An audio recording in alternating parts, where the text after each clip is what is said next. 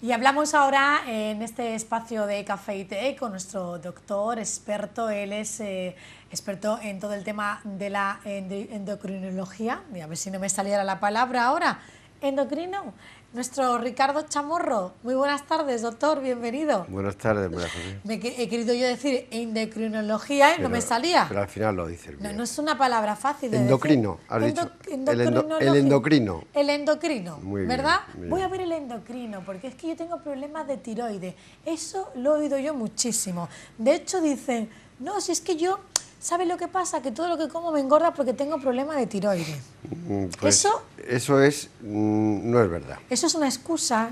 Puede ser. Puede ser una excusa. En que todo caso, mismamente nosotros a nuestro cuerpo le transmitimos. de todas formas, es verdad que hay mucha causa de origen iatrogénico médico. Me refiero en el sentido de que los médicos también hemos condicionado esa situación. Porque, por ejemplo, Marañón, que es mi referente, planteaba un libro que se llama Gordos y Flacos y hablaba mucho de la glándula tiroides, ¿eh?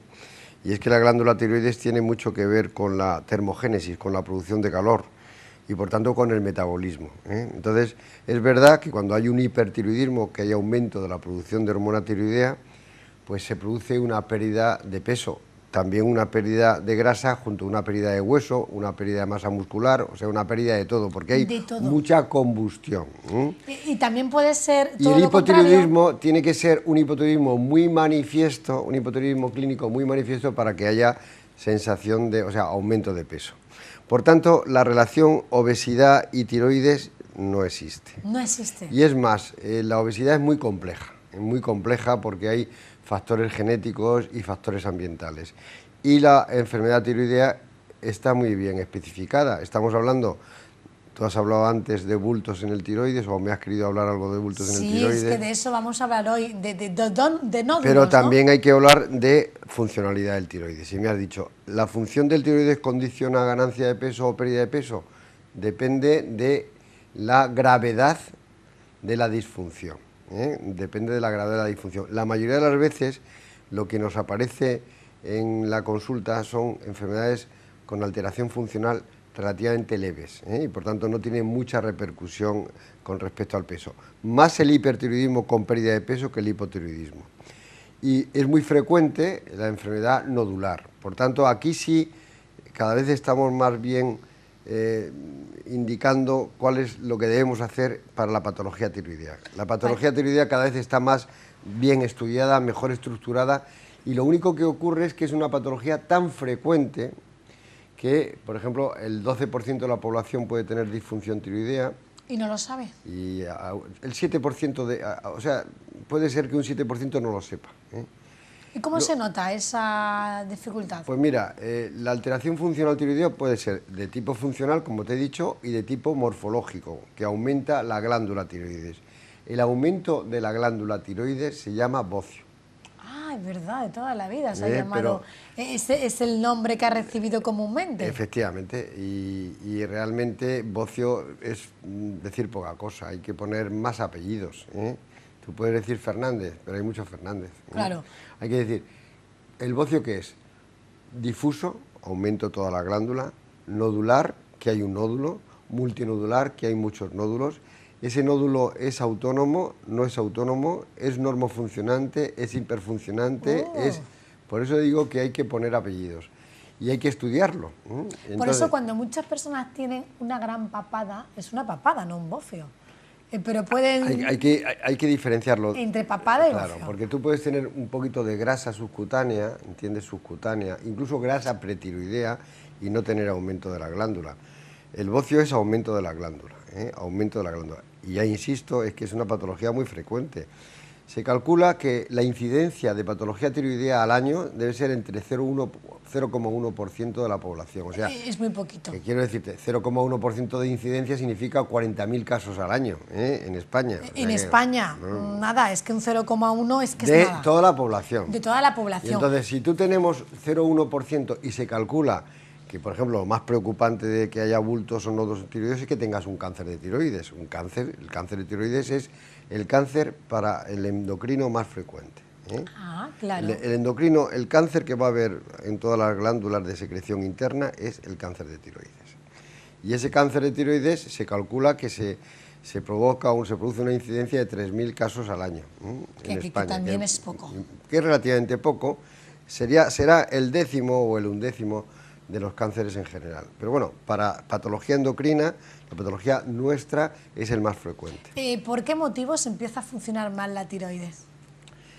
Bien, hemos hablado primero de los nódulos, que hemos Sí. dicho que hay algunos nódulos que producen más cantidad de hormona tiroidea, pero la causa más frecuente de alteraciones en el funcionamiento de la glándula es la enfermedad autoinmune. Alguna vez hemos hablado de lo que es la enfermedad autoinmune. La enfermedad autoinmune es el sistema de defensa, nuestro que se ejército, baja por los suelos. que tenemos un sistema de defensa alterado, está un poco chalaete, y ese sistema de defensa que en principio está para defendernos de lo externo, aparece una actitud agresiva hacia nuestros propios tejidos, por eso se llama autoinmunidad. Claro, a muchas personas le puede atacar en una parte del cuerpo y a otras en otra. De hecho, ¿cuántas veces hemos dicho, es que mi punto débil es la garganta, yo siempre que enfermo la garganta, o mi punto débil eso podría ser una inmunodeficiencia, pero la autoinmunidad es un ataque. Un ataque. El ataque es también en distintas partes del cuerpo. Por ejemplo, los niños diabéticos. ¿Por qué son los niños diabéticos? Porque se produce un ataque del sistema inmune y se destruye las células que producen insulina. ¿Por qué se produce la enfermedad autoinmune tiroidea?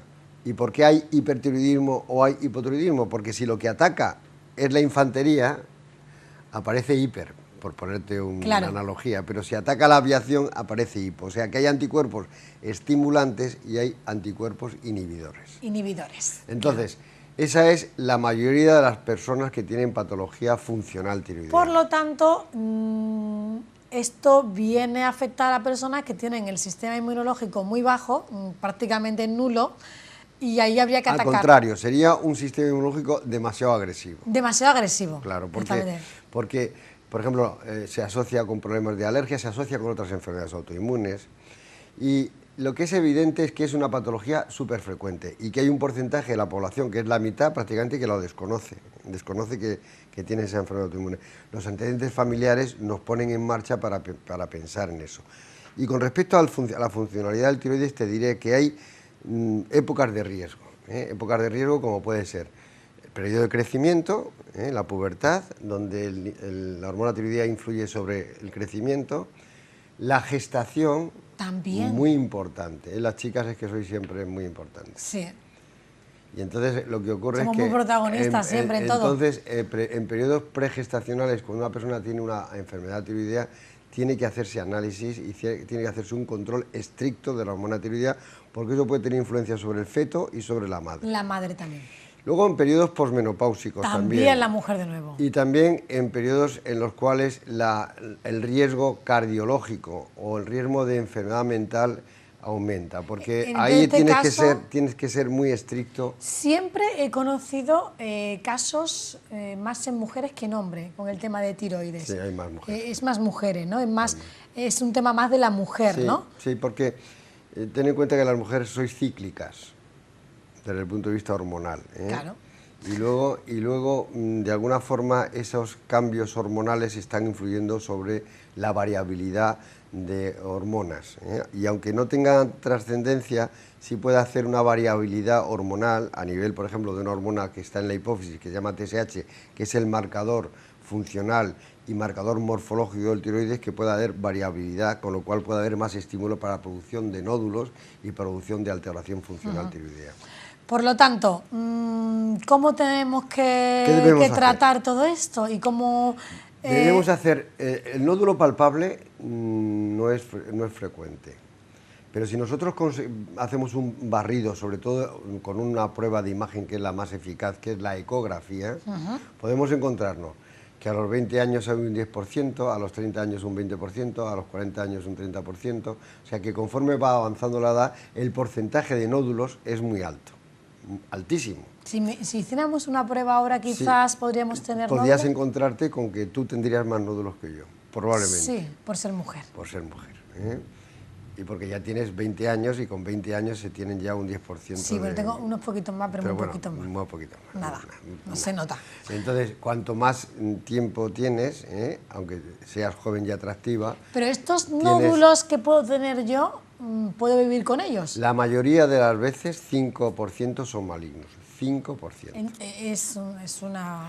El cáncer de tiroides es de los cánceres con una velocidad de crecimiento muy lento y es el más benigno que hay, hasta el punto de que el cáncer de tiroides tiene una supervivencia del 85-90%, pero depende de qué tipo de cáncer. Hay cánceres diferenciados y hay cánceres indiferenciados. No quiero alertar ahora mismo a todo el mundo que nos está viendo, pero porque como todos podemos tener nódulos en la tiroides, hay que saber qué tipo de nódulos son y si son malignos habría que extirparlos. Fíjate, con la prevalencia y la incidencia de bocio nodular que hay en la población, imagínate la cantidad de cosas que teníamos que hacer. Entonces, primero, el nódulo palpable hay que estudiarlo. El nódulo que aparece de forma incidental se llama incidentaloma, que es, tú te haces una ecografía de troncos supraórticos o te haces un TAC o te haces una resonancia y dices, hemos encontrado un nódulo tiroideo. Entonces, también hay que estudiarlo, pero hay unas características ecográficas que nos definen si hay que hacer una punción o no hay que hacer una punción. O sea, los estudios de imagen están mejorando mucho para definir la actitud hacia ese nódulo tiroideo. Y no todos los nódulos tiroideos, como tú has dicho antes, hay que investigar mucho, porque si son nódulos benignos que no crecen y que tienen características ecográficas no sospechosas de malignidad, no hay que tocarlos. Se quedan ahí. Como muchas cosas, como muchos bultos que tenemos en el cuerpo y que no lo sabemos, ¿me entiendes? Sí, pero yo quisiera saber qué práctica debemos tener ahora de cuidados. Yo creo que si tienes antecedentes familiares o tienes una enfermedad tiroidea de tipo funcional, sí, hacerte una ecografía sí es recomendable. Y dependiendo del tipo de nódulos que tengas en la ecografía, se puede hacer una punción o no se debe hacer una punción. Sí. Y luego la punción se puede definir si el nódulo es sospechoso de malignidad o benigno. O sea, entonces, ahí te digo que el porcentaje de malignidad es muy pequeño, del 5 al 6%. Oye, y yo he oído algunas veces, me han operado de la tiroides, me han quitado la tiroides. Claro. Pero se puede quitar, claro. Es que eso yo me reía porque digo, ahora mismo no sé si es que si quieren decir me han quitado los nódulos y dicen me he quitado la tiroides, y la tiroides se puede quitar y podemos vivir sin la tiroides. Bueno, se puede operar un bocio, o sea, una glándula tiroidea sin nódulos. Pues lo más frecuente de esas intervenciones son cuando hay un hipertiroidismo y que no responde al tratamiento médico y que tienes un bocio grande, entonces es conveniente quitarlo aunque sea un bocio difuso, pero cuando hay bocios nodulares se operan o porque hay sospecha de malignidad o porque ha crecido mucho o porque está comprimiendo alguna estructura. Si tú tienes un bocio que no ha crecido pero que te está impidiendo, por ejemplo, hablar porque tienes una compresión de un nervio que se llama nervio recurrente, eso hay que operarlo. ¿Se puede hacer vida normal con la tiroides? Con la tiroides... si no la tenemos. Si no la tenemos, tienes que sustituir, lo mismo que dices. ¿Con un tratamiento? Si te quitan el tiroides, tienes que tomar hormona tiroidea. Claro, y de por vida ya. De por vida. De por vida. Lo ideal sería que no la quitasen para no tener que tomar hormona tiroidea. Pero si te la tienen que quitar es porque se sospecha que hay, de alguna forma, una malignidad o una sospecha de malignidad, ¿no? Entonces, para un cáncer de tiroides hay que quitar todo el tiroides, incluso dar luego yodo radiactivo, ¿no? Para quitar todas las estructuras y todas las células que queden ahí sin poder haberse operado, ¿no? ¿Medidas preventivas para el tema del tiroides? Pues mira, desde el punto de vista del yodo, del exceso de yodo es malo, pero el defecto de yodo también. También, hay que tenerlo equilibrado. Donde tenemos zonas de endemia bociosa, a lo mejor en los Alpes o en las zonas... Aquí tenemos mucho yodo y nos bañamos en el mar que lleva yodo. Entonces aquí lo que hay que hacer es tener cuidado porque hay personas susceptibles para enfermedad tiroidea que si toman mucho yodo también pueden tener enfermedad tiroidea. Claro, tenemos que ver qué alimentos son pobres en yodo para no tomar mucho. Sí, pero bueno, las algas, hay mucha gente que toma, por ejemplo, muchas algas y tal, porque piensan que eso le va a hacer perder peso. Ah, claro, pero por ejemplo los asiáticos, ellos en sus dietas tienen muchas algas. Por eso la enfermedad autoinmune en Japón es más frecuente que en cualquier otro sitio. Claro, por el exceso de yodo. Exceso de yodo, no. ¿Qué más? No, los antecedentes familiares. En mi familia había una enfermedad del tiroides. Bueno, pues conviene que tú te estudies, sobre todo si eres mujer y vas a quedarte embarazada o tienes deseo de gestación, porque entonces hay que actuar, hay que actuar. O ves un niño que tiene un nódulo tiroideo. Los niños, lo mismo que los niños pequeños o las personas más mayores, tienen más riesgo de que los nódulos sean más malos. En edad de crecimiento. En edad de crecimiento también, si tú ves que un niño no crece, que tiene anemia, resulta que a lo mejor lo que tiene es una deficiencia tiroidea y hay que darle hormona tiroidea para que su crecimiento aumente. Cuando tú tienes una menopausia o eres un chico ya un poquito más mayor, pues si tienes mucha hormona tiroidea puedes tener problemas con los huesos, puedes tener osteoporosis, aumentar la osteoporosis. Claro, que es algo muy serio. Si muy tienes un problema depresivo o una enfermedad mental, también conviene hacerte un estudio tiroideo, porque se ha demostrado que un estudio tiroideo puede mejorar esa enfermedad mental.